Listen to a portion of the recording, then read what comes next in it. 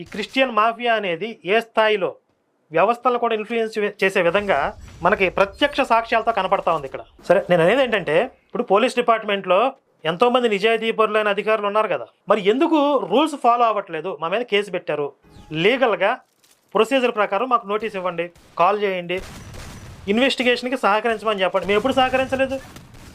ఎప్పుడు పిలిచినా మేము వస్తాం కదా. నేను అప్స్కాండింగ్లో ఉన్నా ఎప్పుడన్నా? లేదు కదా. ఇలా ఆగమేఘాల మీద వచ్చి అరెస్ట్ చేయాలని ఒక ఆలోచనతో ఉన్నారు అంటే వెనకాల లాబియింగ్ ఉంది అని మేము భావించడంలో తప్పేంటి? అంటే మాకు అన్యాయం జరుగుతుంది అని భావించడంలో మేము తప్పేంటి? ఇప్పుడు ఇన్ని దుర్మార్గాలు చేస్తున్న పాస్టర్లు బాగానే ఉంటున్నారు, మమ్మల్ని మేము డిఫెన్స్ చేసుకుంటూ మా హిందుత్వాన్ని ప్రొటెక్ట్ చేసుకోవడానికి మా మనసులు బాధపడినప్పుడు, గాయపడినప్పుడు ఆ బాధలో మేము డిఫెన్స్ చేసుకుంటుంటే దాన్ని తప్పుబట్టి దాని మీద కేసులు పెట్టి మమ్మల్ని అరెస్ట్ చేయడానికి మీరు ప్రయత్నం చేస్తున్నారంటే ఎందుకు హిందుత్వం మీద ఇంత అణచివేత? ఇది నా ఒక్కడి మీద జరుగుతున్న